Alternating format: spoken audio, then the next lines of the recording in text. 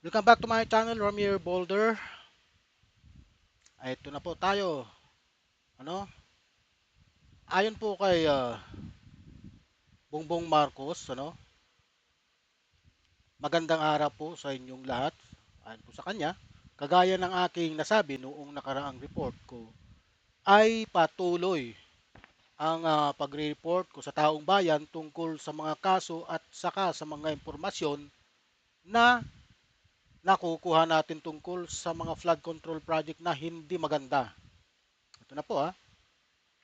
At kaya ngayon ay nais kong ipaalam sa ating mga kababayan na ang ICI at saka ang DPWH ay lahat ng nakuha nila na impormasyon ay ire-refer, ibibigay na sa ombudsman para imbestigahan ng ombudsman.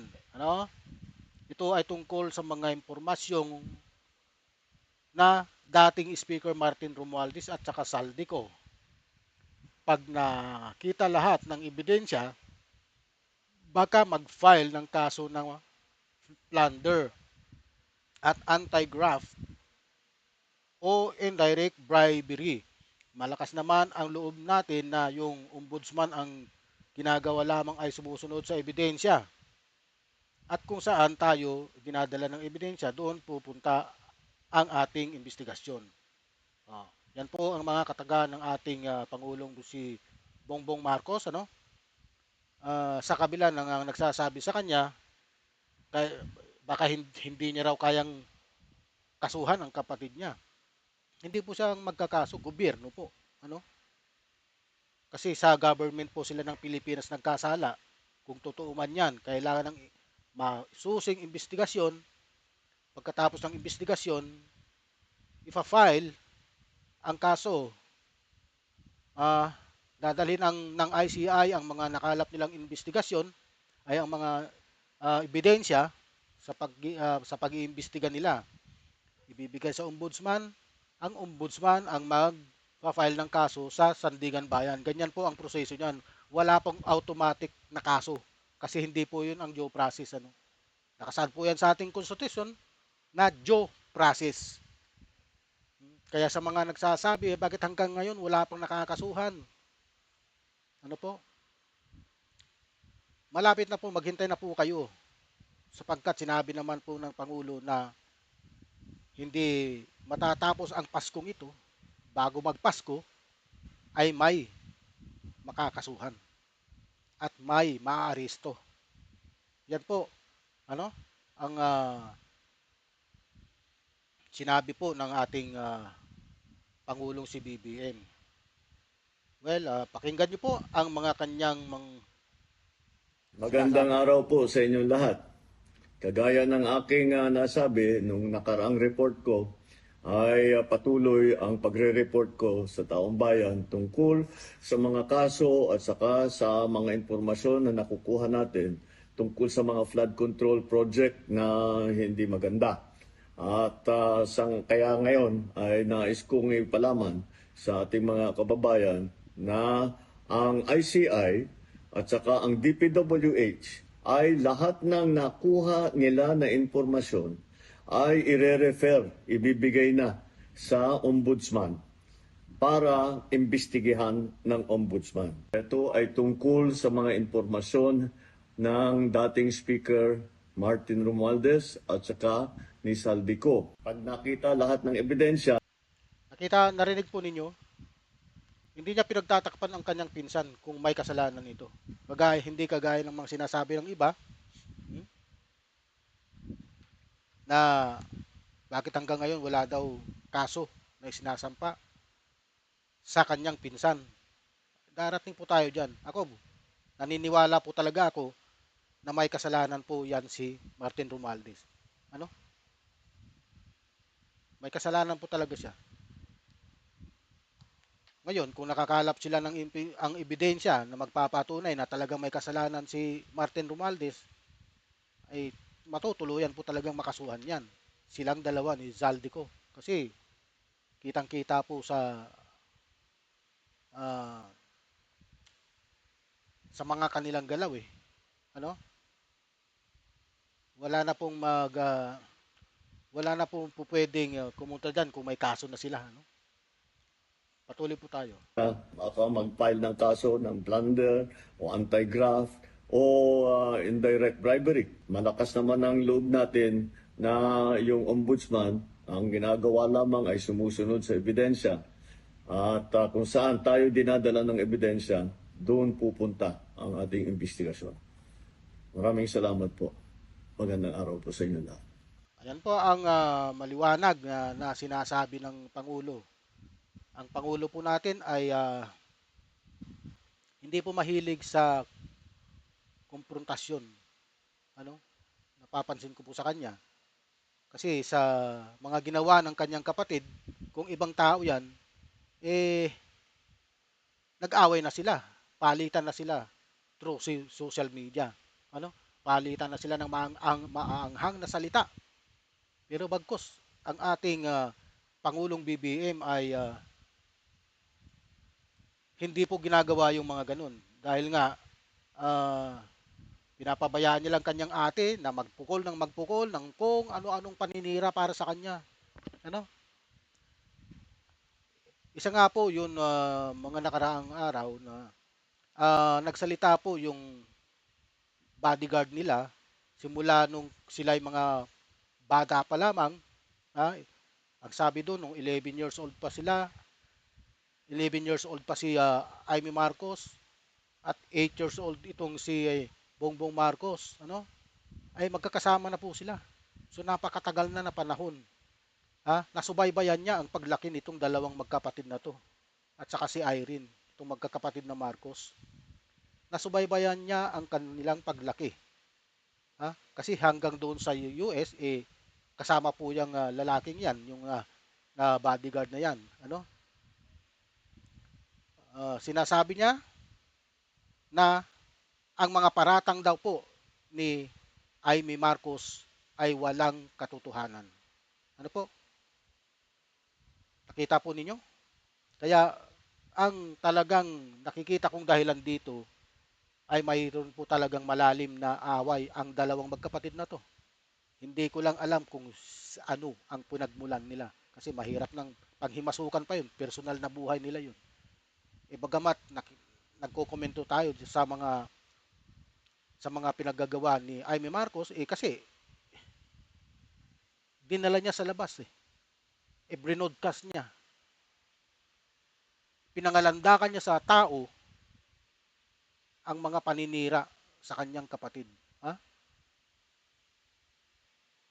Ito po ang masaklap dahil ang simpatya ng tao na hindi naman makabungbong Marcos ay napunta sa kanya.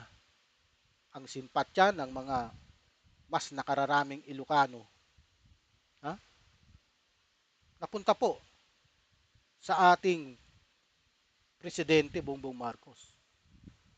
Ha? Lalo silang kumampi kay Bongbong Marcos dahil nga sa pagbubulgar nitong kanyang ating Amy na to na wala naman daw katotohanan yung mga pinagsasabi. Ayon po sa kanilang bodyguard. Oh, kasi nakasama po nila na nasaksihan niya ang kanilang paglaki. Hanggang sila ay nagdalaga, hanggang sila ay nagkaasawa, na hanggang ngayon po ay nandun pa sa kanilang pamilya, may ugnayan pa po sila. Taga Ilocos rin po yun, nagsalitang yun. Ano? Sa kabila ng mga masakit na paratang at paninira mula mismo sa kanyang kapatid na si Amy, nananatiling matatag si Pangulong Bongbong Marcos sa kanyang tungkulin. Ano? Trabaho lang ang ginagawa niya para sa bayan, habang ang iba ay abala sa intriga at away pamilya. Siya ay tahimik na nagre-refer ng mga seryosong aligasyon sa ombudsman, nag-uutos ng investigasyon, ano po, at tinututukan ang mga proyektong pang-infrastruktura, flood control, at national security, walang drama, walang sagutan na sa social media. Puro aksyon lamang para sa kapakanan ng 110 million Filipino. Ano po? Ito ang tunay na pagiging leader. Ha? Hindi nagpapadala sa emosyon, hindi nakikipag-away sa pamilya sa harap ng publiko, ha? Kundi ginagawa ang trabaho ng tama at tahimik. Ang Pilipinas ay maswerte na may pangulo na sa gitna ng bagyo ng paninira ay pipiliin pa rin ang magtrabaho para sa bansa. Ito ang klasing katatagan na kailangan natin hanggang 2028, hanggang 2028 at higit pa. Nakita po ninyo, ah, ang sabi po ni Lucas Bersamin ay magaling po na pangulo. Ito, bakit po siya nakapagsalita? Sa kabila ng kanyang sa kabila na pagtanggal sa kanya bilang isang executive secretary, nakapagsalita pa po si Lucas Bersamin na magaling daw pong leader itong si Bongbong Marcos. Kasi nga, hindi po siya nakikipagbangayan sa mga kritiko niya. Ano? Pinapabayaan niya lang, tapunan siya ng tapunan ng mga kahit na anong intriga. Ha? Tutok lang po siya sa trabaho niya. Nakita po ninyo kung paano magtrabaho ang ating pangulo. Hindi naman po ako maka-BBM, ano. Pero ako, tinitimbang ko kung adik ito na sa kabila ng mga paninira yung adik siya, bangag, hindi po siya makakapagsalita ng maayos. Alam niyo naman po ang isang taong nakadroga, hindi maayos magsalita. Ano? Apektado ang kanyang utak sana. Naapektuhan yan. Ang droga po kasi, ang unang titirahan niyan yung utak mo. Unang-una, masisira yung utak mo. Ngayon, kung sinasabi nilang addict siya noon, addict na siya noong bata pa siya, dapat sana may epekto na yan ngayon. Dapat sana nasiraan na ng ulo yan.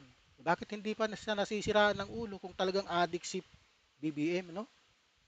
Kaya, puro talaga paninira ng, iwan ko dito sa ating politika, no? Napakadaming tapunan ng putik, tapunan ng paninira. Ha? Napansin nyo sa ating politika? Kanya-kanyang kanya-kanyang lipatan, kung sino ang nakaupo, lilipat sila kung anong partido nitong nakaupo na ito. Ha? Kanya-kanyang sip-sip. Ha? Marami sa ating mga politician ngayon ay balimbing. Lipatan ng lipatan ng lipatan ng party. Kung sino ang nakaupong party, lipat dito, lipat doon. Kaya minsan naisip ko na magpalit na lang ng ng form of government, imbis na presidential form of government, pumunta na lang tayo sa parliamentary form of government. Ano po? Kasi doon mas maganda ron, mas madaling matanggal ang prime minister. Hindi na kailangan ng people power. Basta't nakitaan ka ng pagkakamali, hindi mo na kaya. Sarili mong party ang magbabaklas sa iyo. Magkakaroon ka agad ng ng pagpapalit ng liderato.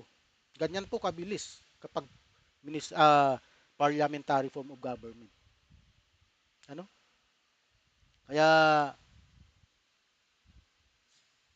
nasabi ko po sa inyo, suportahan po natin itong si Bongbong Marcos. Kasi nga, wala po akong nakikitang mali sa kanyang ginagawa. Puro lahat paninira. Wala silang konkretong ebidensya, kundi talak lang ng talak. Kuda ng kuda, ngak-ngak ng ngak-ngak. Okay, marami pong salamat sa inyong lahat. Like, share, and subscribe. Thank you.